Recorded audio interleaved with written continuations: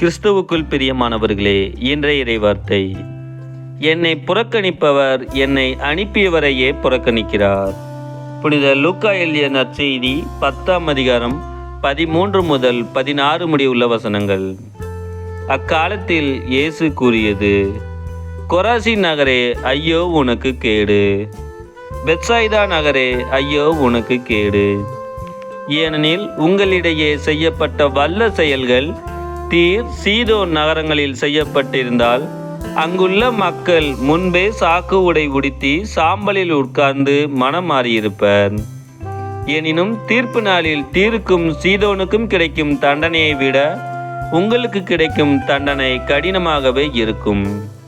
கப்பர்நாகுமே, நீ வானளவு உயர்த்தப்படுவாயோ இல்லை, பாதாளம் வரை தாழ்த்தப்படுவாய்.